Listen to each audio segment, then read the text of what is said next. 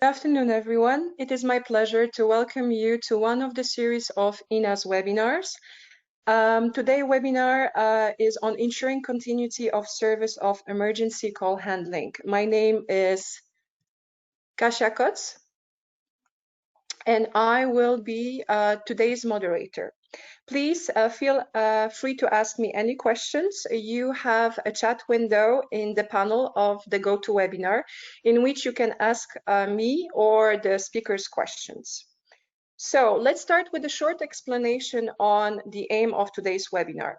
In short, we will explore the case studies of two European countries, the Netherlands and Germany, in which we will hear how both countries' public safety answering points, PSAPs, handle network failures, prepare for and fight against cyber attacks, and finally, how they come up with the solutions to better protect access to the emergency services.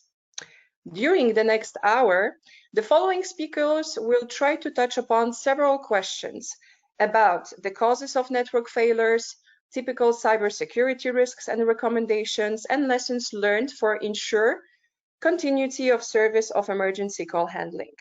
Our first speaker today will be Marieke Akkerman, the 112 advisor within the Dutch Control Room organization, an organization that works for all emergency services and is part of National Police in the Netherlands. Afterwards, we will have a joint presentation from Henning Schmidpot, IT Manager of Integrated Control Center of Freiburg, and Daniel Gilles, an IT Security Specialist from Federal Office of Information Security in Germany. Both presentations will be of more or less 20 minutes. There will be 5 minutes Q&A session at the end of each presentation, in which speakers will answer your questions. Now, I think we have all the participants connected, and it's nice to see such a great attendance. So thank you very much, all of you, for joining today. Please note that the webinar will be recorded and its materials, including the recording and presentation, will be available on the webinar webpage and on EENA YouTube channel as of tomorrow afternoon. During the presentation of our speakers, feel free to write your questions. We will gather them and provide to our speakers at the end of their presentation. If your question will not be answered, please forgive us. The time is short and questions might be many, thus you will have contact details of each speaker provided in their slides. So don't hesitate to contact them individually afterwards. So we start webinar today with a presentation of Marieke, whose work is devoted to the improvement of 112 techniques and processes. During her presentation, Marieke will focus on the incident of June 24th last year, when, due to the KPN network failure, 112 number was unreachable for a couple of hours. She will guide us through the origins of the failure, impacts on the PSAP, and explain step by step how the situation was maintained and resolved. Marieke, thank you very much for being with us today. If all works properly on your end, let's check it now. I think everything is now working. I just would like to have your webcam on. Perfect. So you're ready to go. Okay. Thank you. I hope you can hear me. Yes, I think so. Thank you, Kasia. As you said, I'm going to tell you all about the effects of the KPN network failure. On June 24, 2019, for a couple of hours, people in the Netherlands could not call 112. And I hope this presentation is useful to you, to my colleagues in other countries. First, let me tell you something about the Netherlands. Around 17 million people live in the Netherlands, and nearly 1/3 of the Netherlands lies below sea level. So we build a lot of dikes and dams and floodgates to keep the water away. We are famous for our tulips and wooden shoes, although I don't know anybody who wears them, but okay. And on King's Day, a national holiday, we all like to wear orange. Okay. Let me tell you about how emergency services are organized in the Netherlands. We have one national police, and we have 25 safety regions, and fire and rescue services are part of those safety regions. And we have 25 organizations for emergency medical services. And we have 1 military police, and 4 ministries are involved. You see them on the slide: Justice and Security, Defense, Health and Economic Affairs. I work for LMS, and if you translate it, it's Dutch Control Room Collaboration. We provide the PSAPs, the Public Safety Answering Points. I'll use the word PSAP if you don't mind, for the emergency services. So we provide the IT, the facilities and the locations. We are building a network of 10 PSAPs on 1 IT network.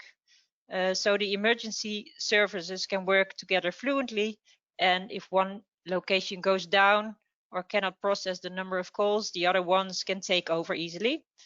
At the moment we have 1 stage 1 PSAP, and that is part of the Dutch National Police as well. And we have, at the moment, we have 14 second stage PSAPs.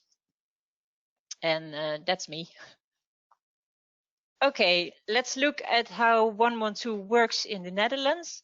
112 is the only emergency number we have in the Netherlands, so no other police emergency numbers or whatever. So somebody calls 112, and via their own communication network, they go to the terminating network for 112. So all calls go to the terminating network and will be delivered at the 112 platform.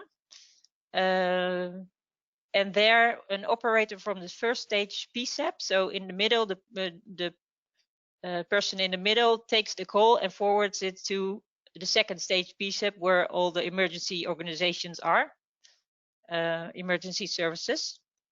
It's nice to know that approximately 40% of the calls are not being transferred from the first stage PSAP to the second stage PSAP because, for instance, those are fake calls or things like that.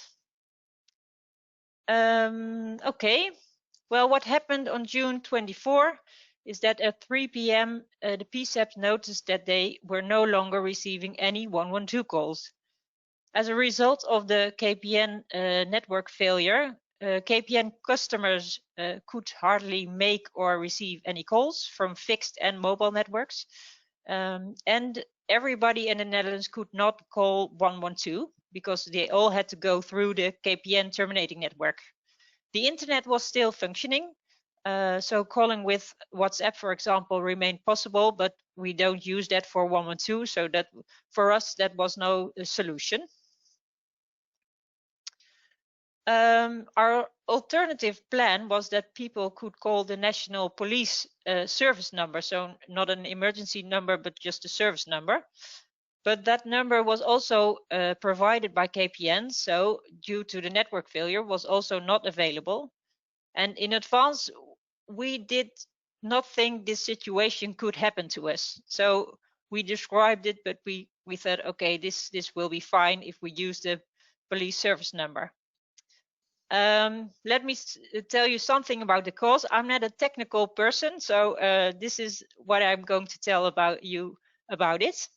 The cause of the failure was found in the routing platform, and that is an essential part of the KPN's network.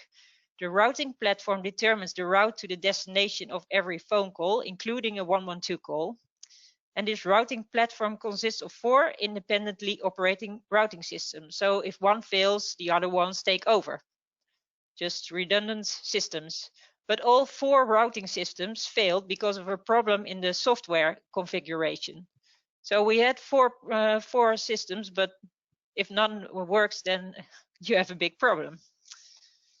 Let me look into the timeline of the failure. As I said, around 3 p.m. There were the initial signs of unavailability of 112 and the police service number. Nobody, of course, knew what was happening and what was causing it. First, what the operators from the first stage PSAP did was they went to their fallback location, but that did not help, of course. And of course, KPN started to look for the cause immediately. KPN also provides our 112 platform in the Netherlands, by the way. Some really smart guys from the IT department, they came up with a new alternative number, and I don't know exactly which provider, but it was no KPN, so that number was available. And it was available from around 5 p.m. And we also asked all emergency services to open all police stations and fire stations and to be on the street so that people could ask for help if needed. And ambulances were placed in strategic locations. It took us a while, but we sent an NL alert message around 6 p.m.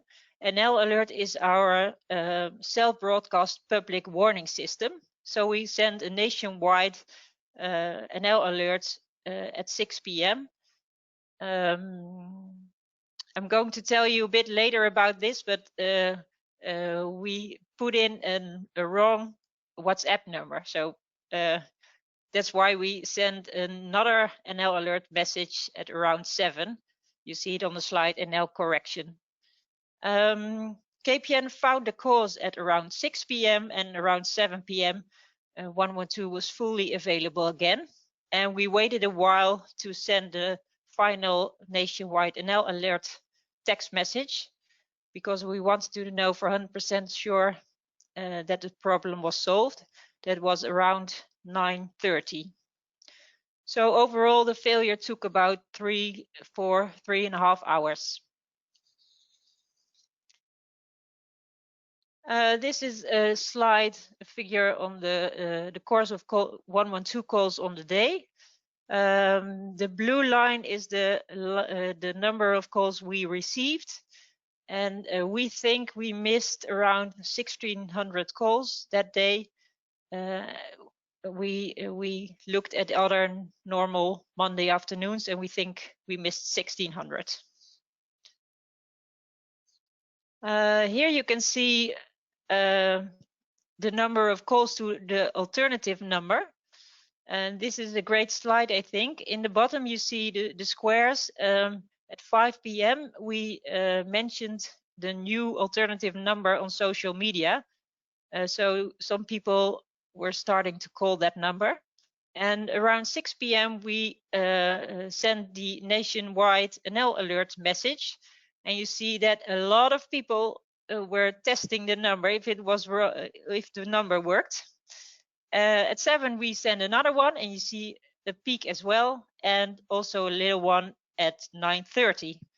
So every time we send an NL alert message, people would test if the number was indeed available.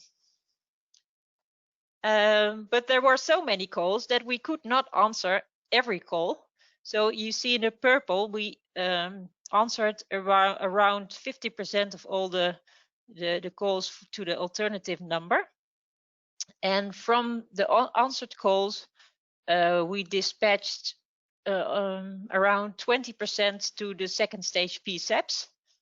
Well, normally it's 60%, and now it was 20%. So we know that a lot of people were testing the number.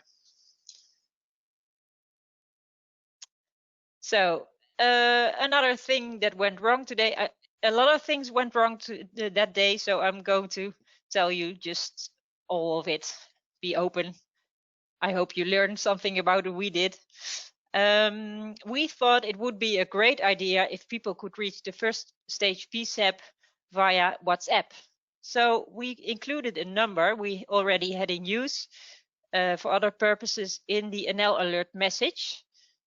And we did not check if that was the correct number. Well, it was not the correct number because it was the number of a Dutch newspaper. So they received a lot of messages, around 600, and 19 of them were quite serious, and they put it through to the police. So that was not our finest moment. And we also got a lot of messages via social media.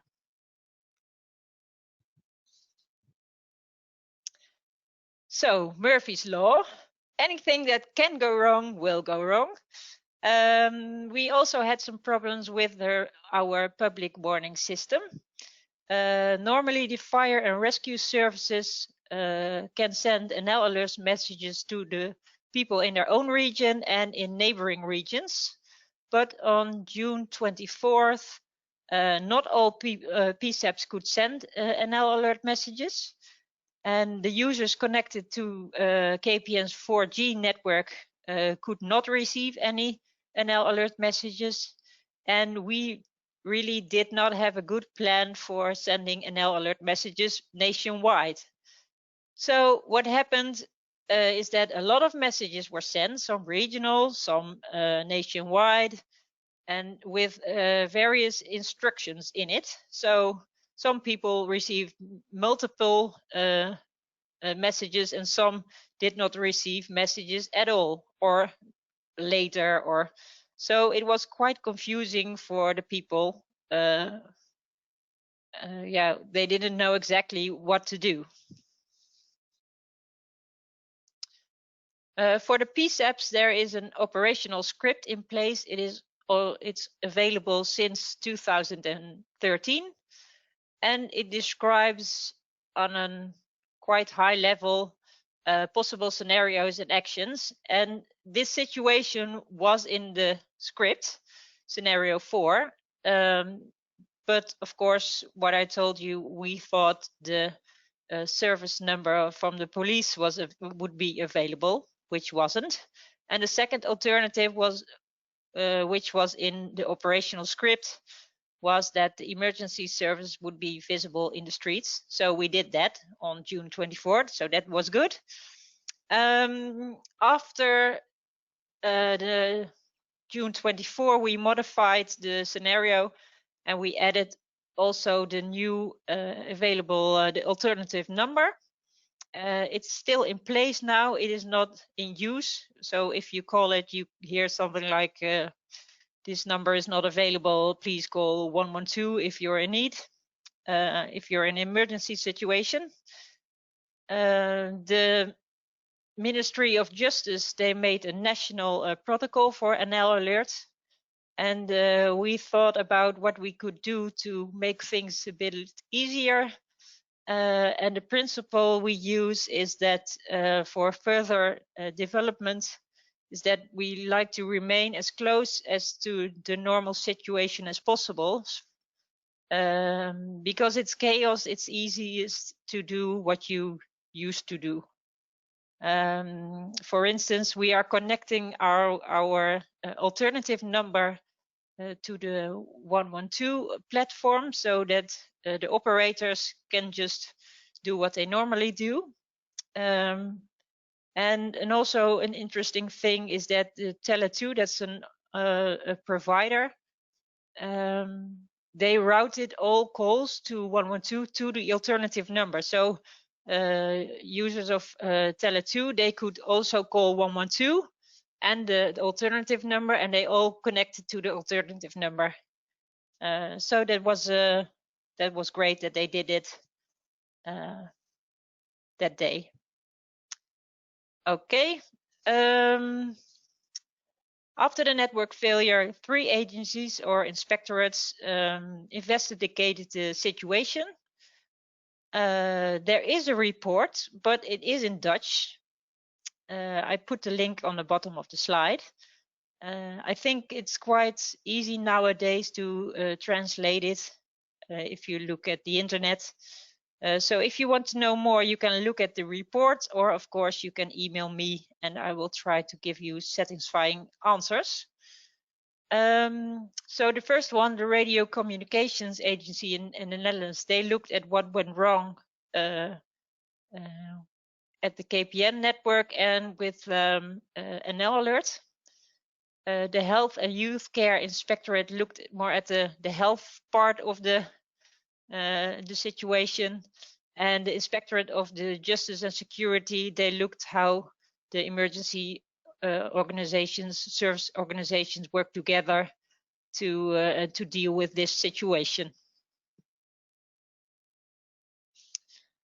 Well, if you look at the recommendations of the agencies and our lessons learned, I put 4 points. The first one is that the emergency service of them. I think the most 4 important ones I put down on the slide.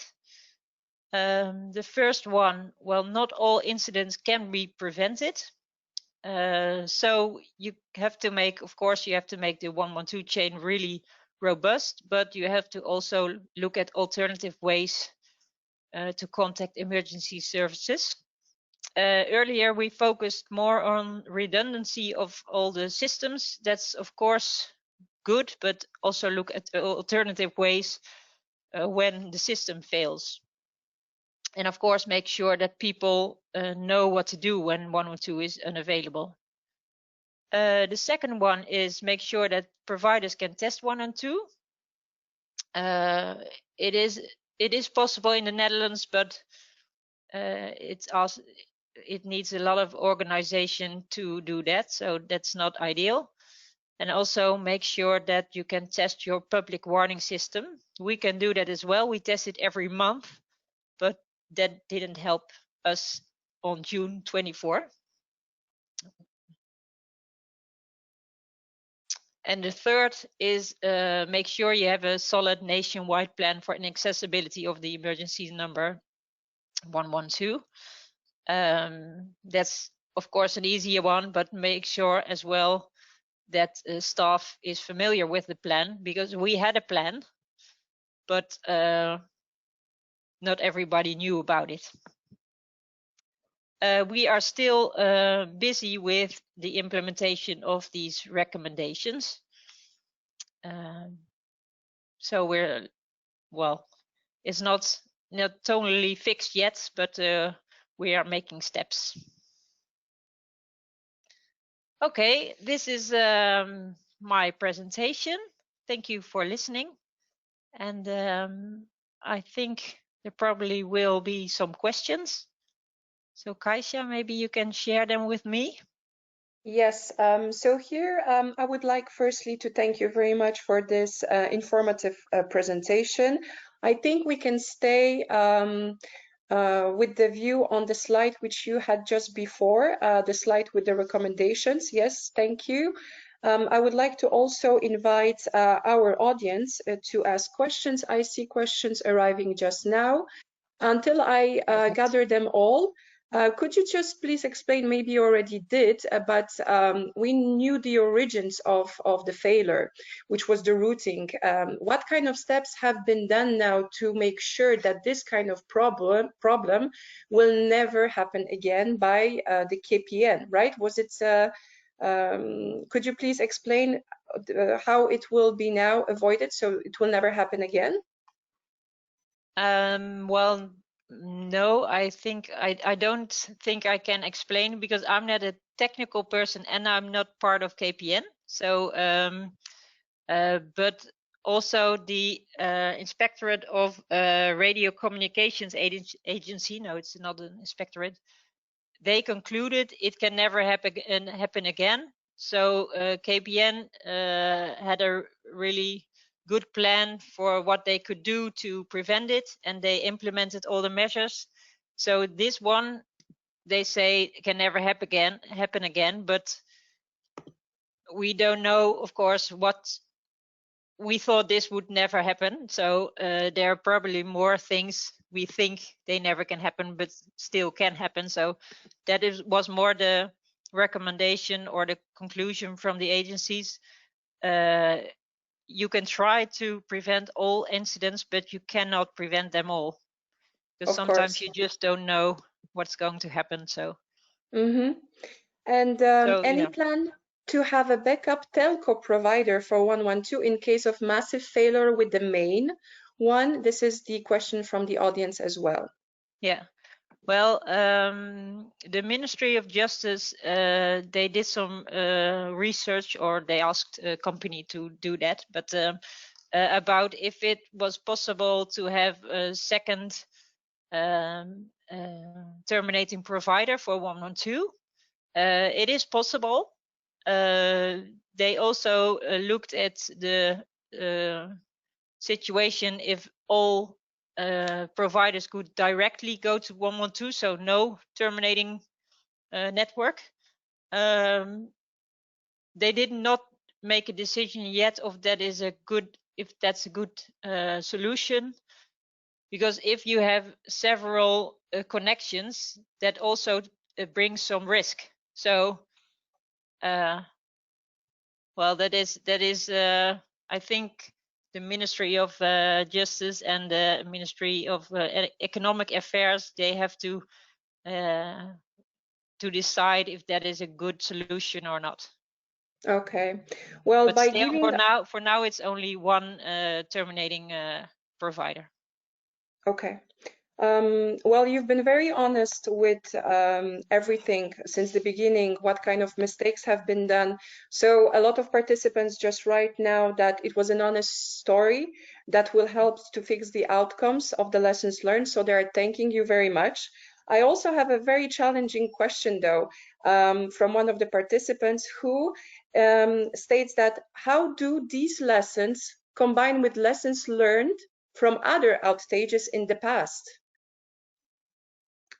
Is that, yeah, it's a tough question. I think that there is no clear answer by not knowing which other outages the person referred to start with, but I think that there are lessons learned from this situation as well, but we have to look more into details if we want to combine them with other outages, right, Marike?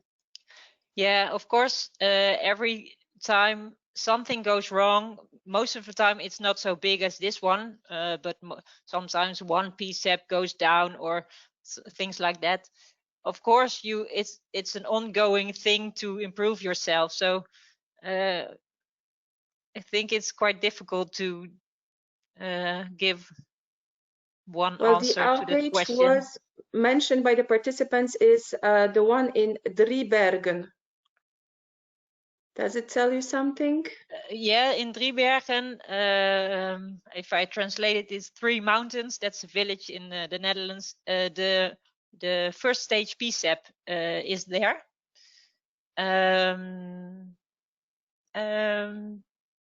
So no, I don't exactly know what the participant is referring to. What we are doing now, and that didn't help in this particular situation, is that they are going to sit on 2 locations. So if one goes down, the other one can just continue answering calls. Well, that's fine. I think I still have so many questions. I need to go through them. And first one, I think that it's very interesting to look at are there any research that looked at the impact on the citizens during the outage?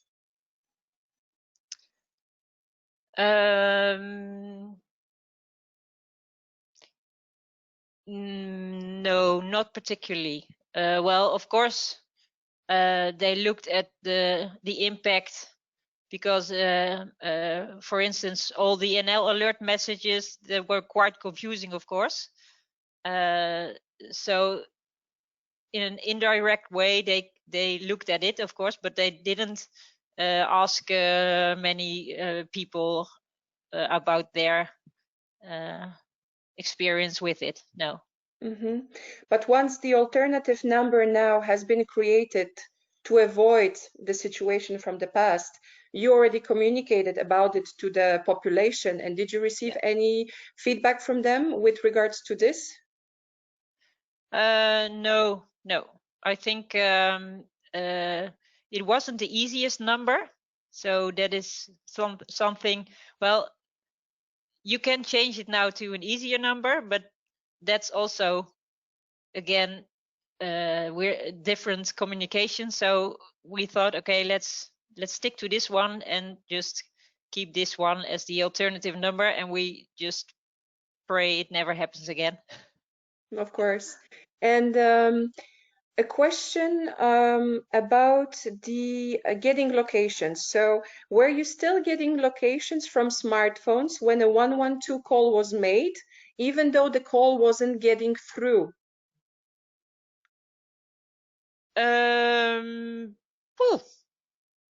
I don't know, because I don't know if how the SMS. Now the SMS does not go to through the terminating network, so I think we received locations. But of course, if no call comes to an operator, the operator doesn't see any location. So it was in our systems there were locations, but they weren't connected to the 112 call because we did not get them. I understand. And if you called the alternative number, we didn't have the location. Okay. You mentioned that up to 40% of calls are closed at first stage due to the fake calls. Are these actually fake calls, or is there some call resolution at first stage? It is there. These are fake calls, but they can also be calls about the same situation. Sometimes, if we get a lot of calls for the same situations, they said, "Okay, thank you, we know enough," and they don't put it through to the second stage PSAP. So it can also be calls for the same situation. And of course, in this particular day, they asked, is this an emergency situation or are you testing the number? And a participant is curious if you can use national roaming in such situations. If you can use national roaming, I don't know. I'm sorry. No problem. I'm just forwarding the challenging questions we have from the audience. They are challenging, yes. I will allow one more because the time is running. Are you using some app like they are in Italy, for example? Oh, you mean the app like in Italy? Not at the moment. We are still working on the app, and we are going to do some testing in December with people who can't easily speak or hear, and we are going to test if the app we built is okay. So we could not use an app or something. We didn't have it in place during the network failure. Okay. So you mentioned almost at the end of your presentation that yes, the implementation plan has been put in action, that is still not finalized. Would you maybe tell us what are the challenges that are now this implementation plan is facing, or kind of difficulties or milestones, something more about this? Yes, I can tell you. What I said in the first or second slide is how we are organized, and we have quite a lot of organizations who are involved in this emergency service field. The reports from the inspectorates were ready in the summer, I think, and well, we didn't. Because of COVID, it's quite difficult to just gather everybody and just get the process ongoing. So that's quite difficult. And for the police, we had some things we want to change. For instance, in the 112 platform, so we could connect the alternative number to our platform.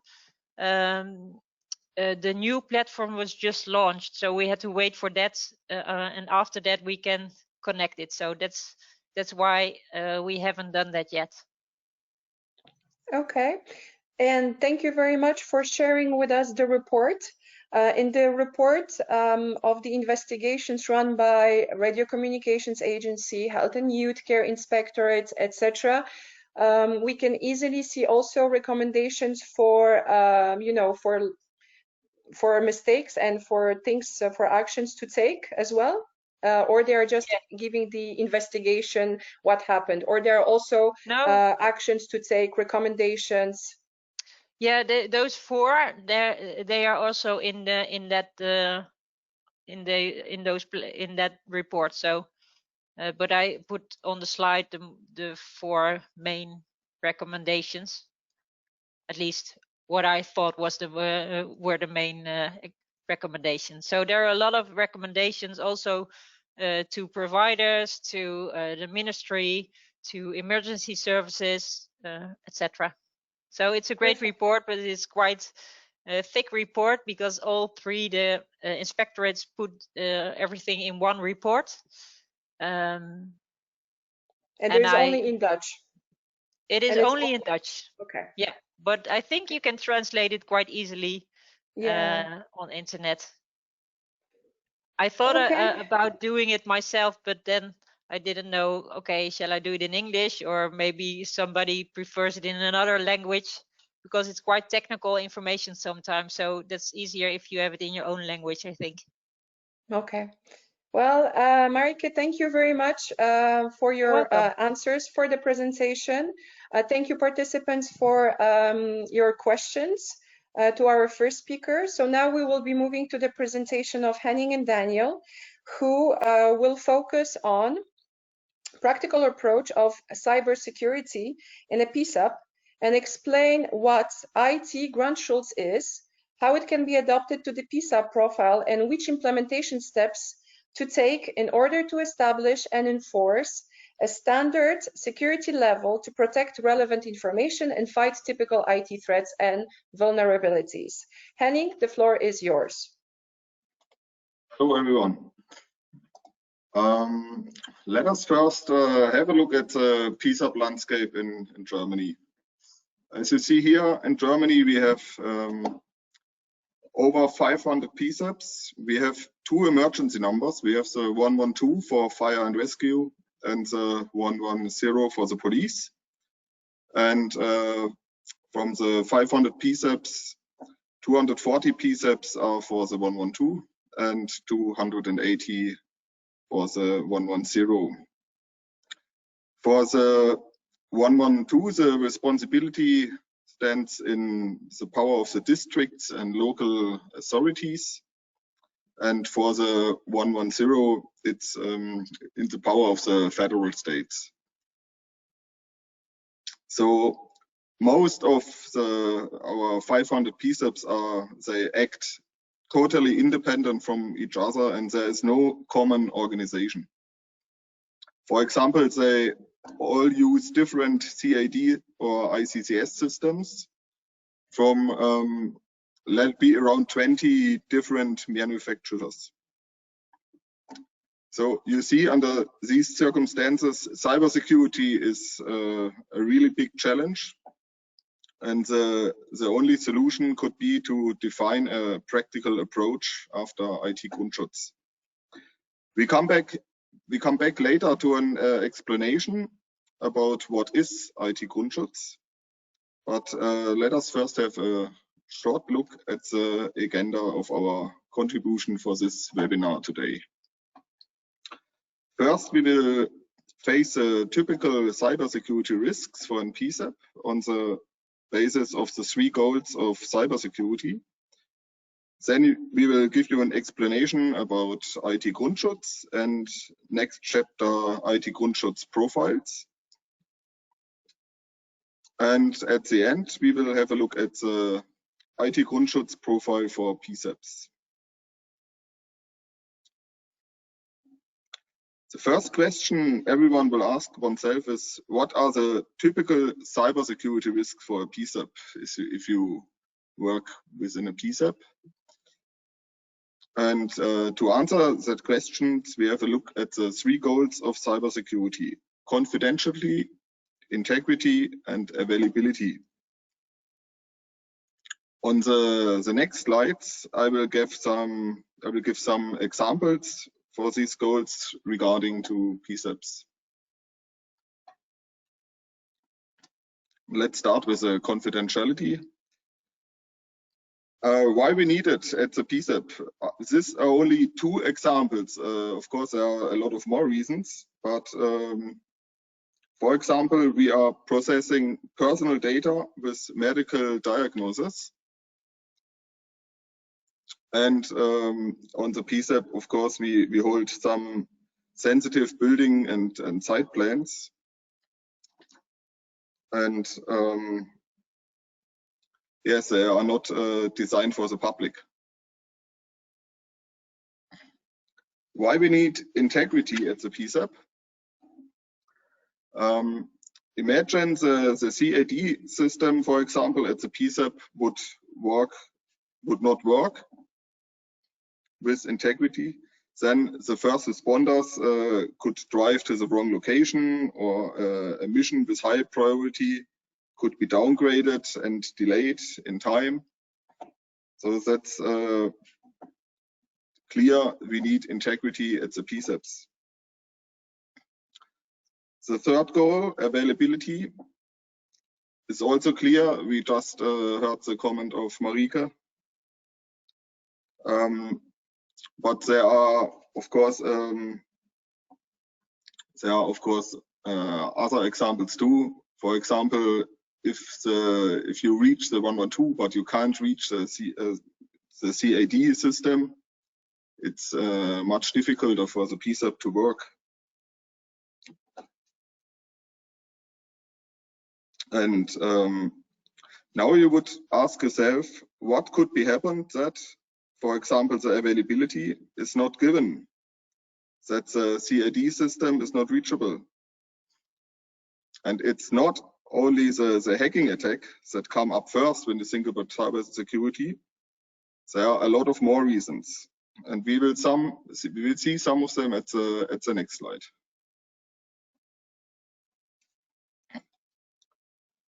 Here we see some examples of threats regarding availability. Of course, the attack is one of them. You see it at the fifth point. But you must also be aware of a threat of fire, for example, or water. And not only if your PSAP is next to a river or a sea.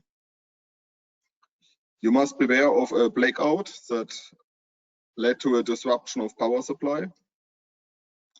And PSAP depends on third parties like service providers, for example, for the internet or the communication, like we just heard of Marike.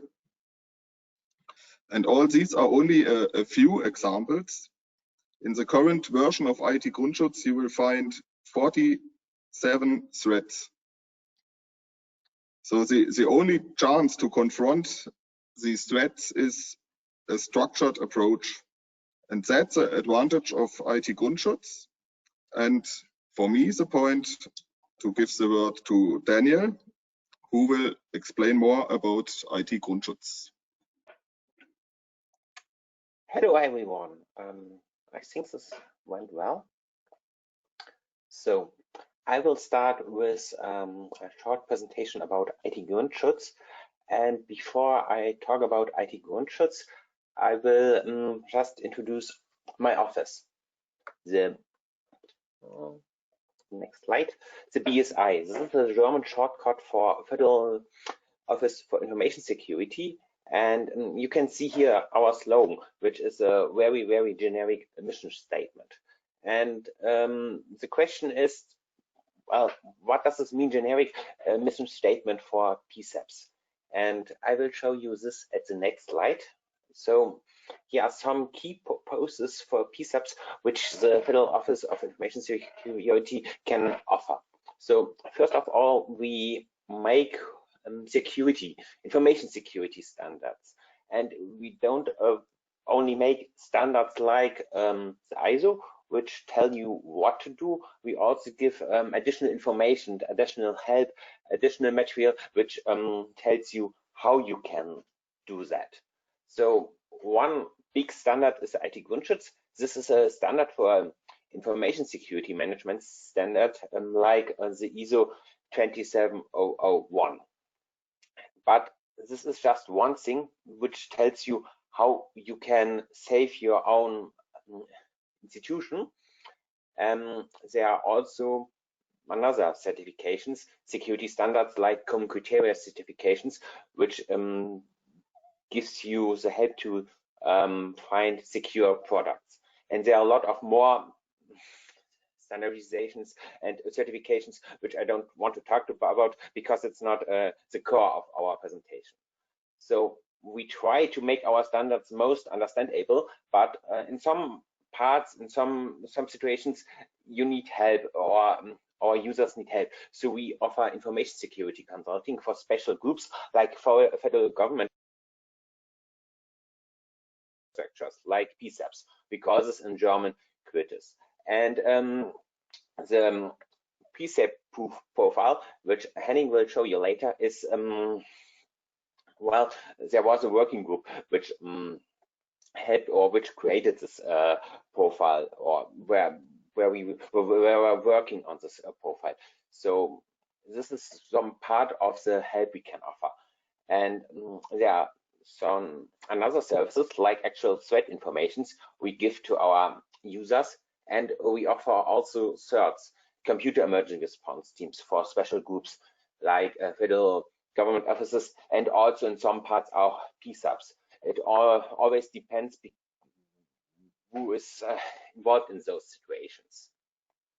Okay, so these are the key proposals, and now let's focus on the IT Grundschutz.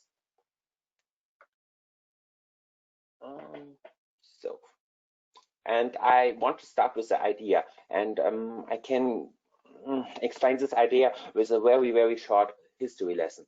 In the 90s, most German federal office focused with the same problems in information security. They used more or less the same hardware, the same software, and there were the same threats. So the BSI created the idea to concentrate on typical components like servers, clients, routers, or switches, and to concentrate on typical threats and vulnerabilities. So, and on this, we created a set of standard security requirements and also guidelines and manuals how to face these threats and vulnerabilities. This covers technical and also non-technical aspects, because you can't solve every cybersecurity problem with a technical solution. You also need some organizational guidelines and so on. So IT Grundschutz offers a holistic approach to face those threats and vulnerabilities. And let's go to the next slide. We don't focus on just one part, so not only on apps or only on infrastructure or only on processes. We try to fit all purposes, all use cases, and to make a whole solution which fits together. And for this, we have you see here some icons which are part of the different IT Grundschutz compendium modules, and I will show you this on the next slide. So the IT Grundschutz has 3 key components. Let's start with the modules, the compendium. So you find in the IT Grundschutz compendium different modules which are grouped to servers, to clients, to rooms, to basic infrastructure, to processes like to read or to delete data, where are instructions, requirements, how to face those different threats in these modules. And you can fit and put them together, so you can module your own infrastructure with this. But this is not everything you need. You also need a manual, instruction guidelines, how to work with this IT Grundschutz compendium. And this is in the BSI standards. And we have 3 BSI standards. This the first one. This is a BSI 201. This gives a general overview about the information security management system. Then we have the second BC standard, the 202, which gives 3 approaches, the methodology about the IT Grundschutz. This is a kind of instruction manual. And on the right side, you see 3 different approaches to face or to implement IT Grundschutz. The idea behind this is there are some users which are just starting to build up an information security management system, and they can't do everything at the start. So we have at the bottom a basic protection, and this is just the first approach to save all your systems on a basic level. And if you have done that, you can go on a higher level like standard protection, or you can focus on your core environment and make the core protection. And these are, I see, these are two parts of the 3 components. And the third is are the IT Grundschutz profiles. And I use, let me use just one metaphor. The standard gives you an instruction how to build a house. The modules are the, you need them as tools to build the house. And the profiles are a kind of blueprint to build a house, because you don't need to start at the beginning to design a house. So you have a blueprint you can orient on, and this is a very good starting point. And I want to introduce the IT Grundschutz profiles in more detail in the next slides. Okay, so let me give you the basic idea about IT Grundschutz profiles. Like I said, they are kind of blueprints, and they are kind of a tool for user-specific recommendations. So not the BSI as author of IT Grundschutz profiles, because we are IT security specialists. We know about the IT Grundschutz, but we don't know so much about the domain, about the branch where the IT Grundschutz profiles are for. So they are always made from domain experts, about from working groups, from experts. So we just help to create these profiles.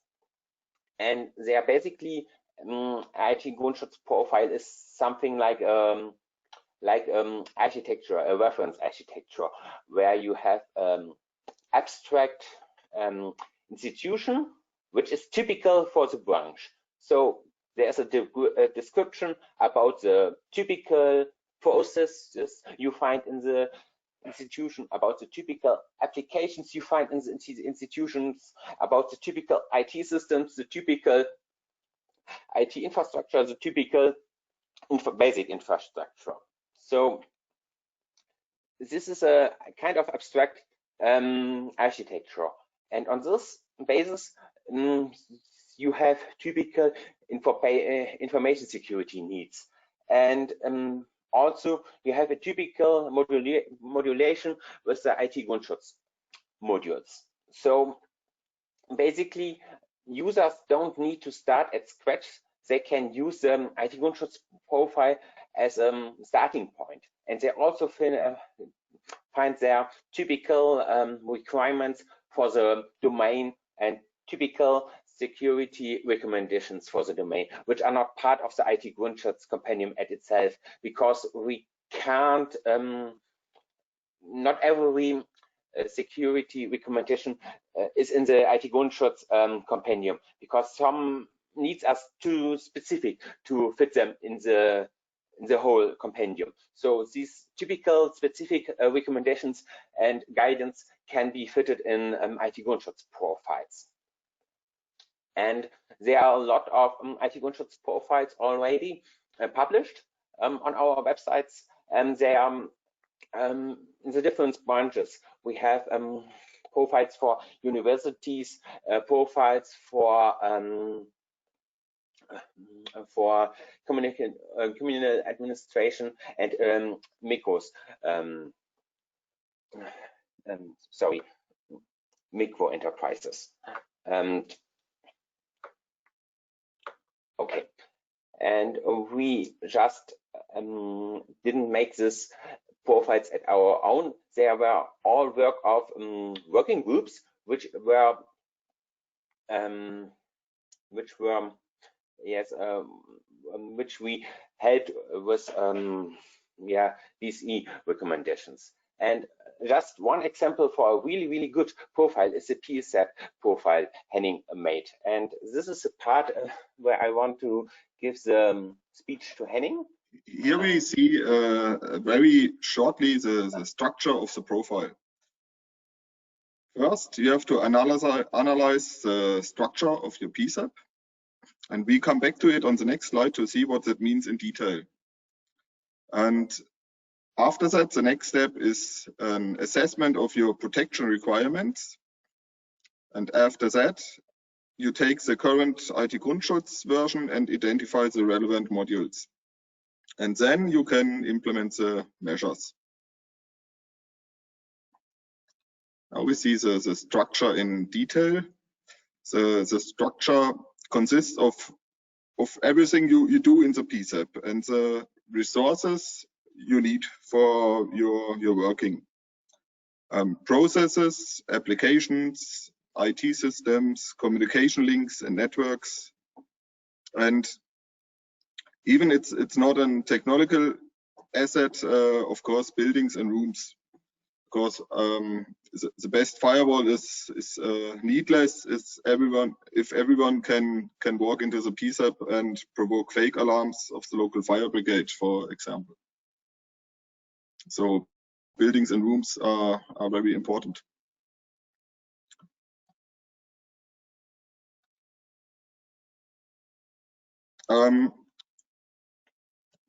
This is an abstract of the PSAP profile. You will find such a profile at the EENA website, by the way. The German version will be published soon at the website of the BSI for our German listeners. You see here the typical processes in a PSAP. Of course, the processes in your PSAP can differ, but that's not a problem because IT Grundschutz profiles are adaptable. So if you miss a process, just add it or remove it if you, for example, don't receive automatic fire alarms in your PSAP.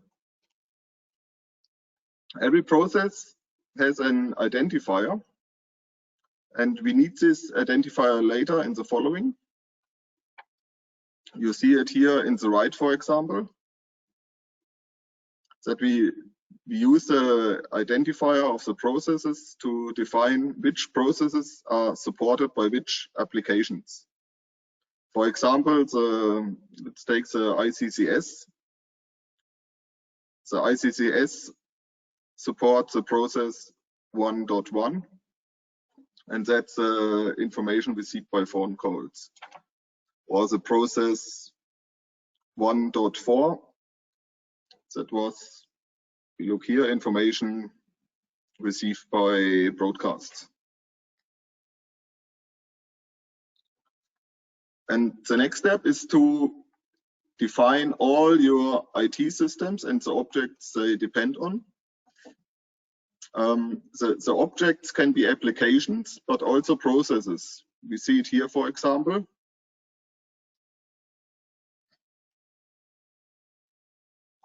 Yeah, it's a German example. It's a fax machine.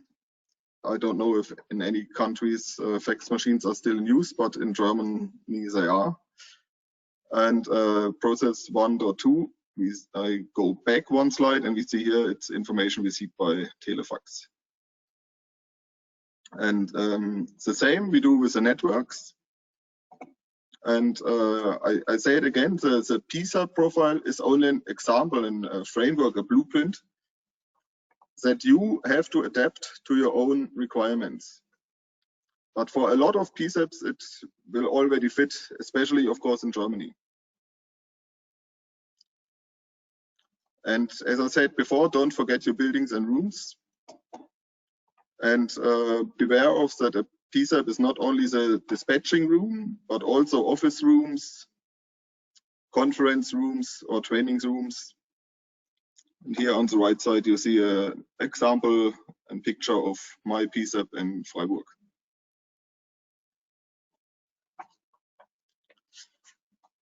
Okay, now we define the structure. Now we have to look at the protection requirements. What are the damage scenarios?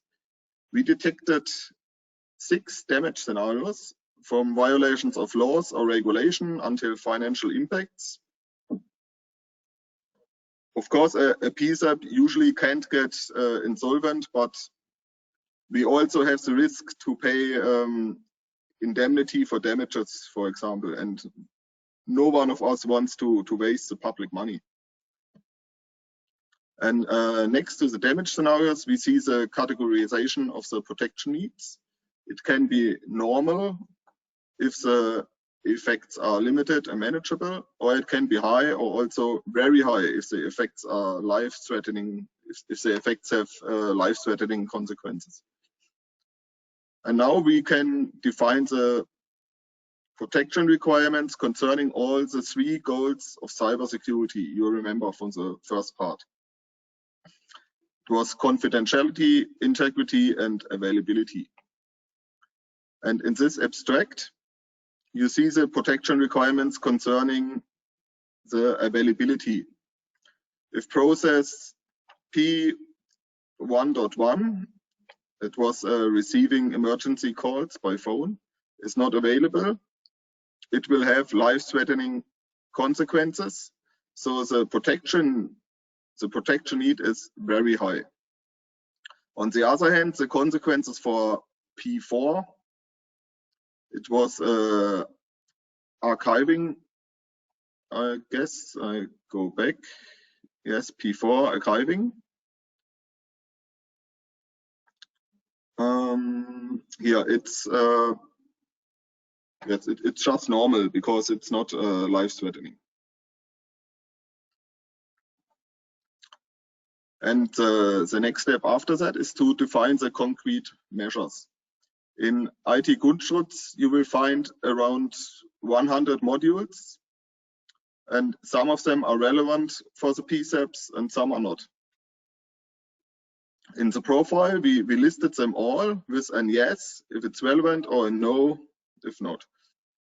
For example, the information security on trips abroad is typically not important for us because in the PSAP we usually only work local. In contrast, patch management, change management, business continuity management, they are all relevant. That's why here's a yes. And if a module is relevant, you will have to look at that module, at the implementation guides and hints. For example, here for the patch and change management module,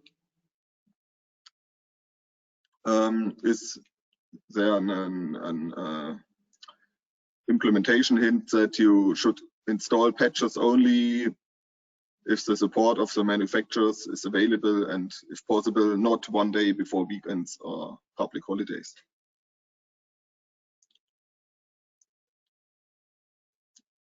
Yeah, what's the conclusions? The conclusions: cybersecurity needs a structured approach. Anything else would fail because it's too complex.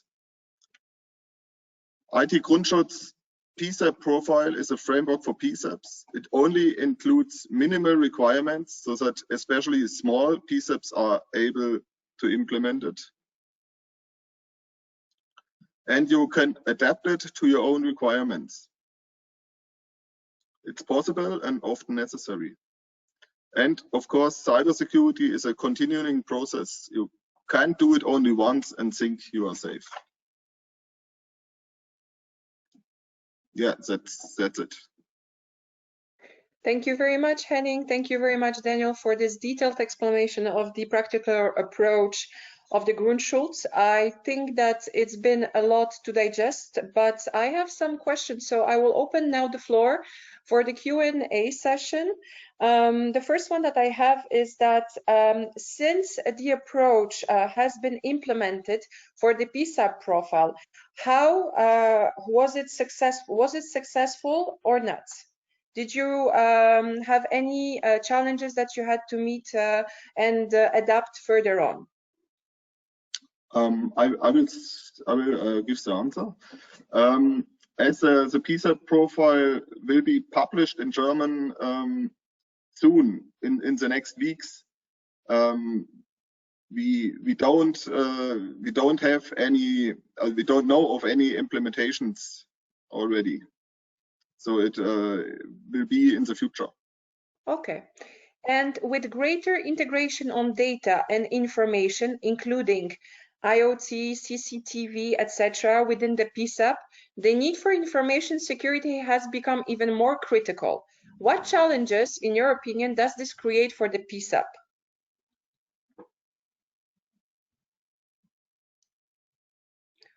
Would you, Henning, take that question, or Daniel? Would you like to answer this question? Yes, I can answer again. I think of course it will give new challenges to the PSAPs, but it will be possible to face these challenges if with a structured approach, and that's what I said at the end, that cybersecurity is a continuing process, and if there are new technologies, you have to adapt. You have to adapt it, and the next year again and again and again. And so I think it will be possible to face these challenges with new technologies in the PSAPs. And yes, I still hope for some questions to come. But I don't have any. Is there anything, Daniel, that you would like to add to the presentation? Or okay, go on. And well, the profile is something you have to work on. So I think we will work every year on the profile. So it's not frozen for every time. So those new problems will be included in the profile if they are getting important for PSAPs. And some of those aspects are already mentioned in the IT Grundschutz. So we have already modules for IoT and so on. So I think this is a living process which is going on. Perfect. I don't see any questions from the audience. Your presentation will be available tomorrow, so I would invite everyone who would like to go over those details provided again. The presentations will be available as of tomorrow afternoon. Sum up is that we have learned from today's presentations is that there are many factors that can heavily impact the access to emergency services, such as network failures or cyber attacks. But what is promising is that what we saw today, that each country works towards the improvement in the future, and they learn from the mistakes done, they adapt to better protect those in need. So feel free to hear us again. In the recording of the webinar will be available tomorrow, together with the presentations on our webinar webpage and on EENA YouTube channel. If you have any questions, please feel free to ask them to me, or if you have questions towards the presentations, the contact details of the speakers are on their slides in the presentations. Yes, some small notes on the upcoming webinar, which will be organized on the 1st of December. We will touch upon modern user experience and interface, so-called UX and UI design techniques available to help tackle challenges faced by the call takers and make their works easier, smoother, and more efficient. There will be case studies coming from Finland and Sweden. So there are information on the webpage of this webinar. So don't forget to register and join us on that day. Thank you all very much for joining us today. I hope you enjoyed the presentations, that there are some things that you've learned, and we hope to see you on the 1st of December. Stay safe, and thank you very much again.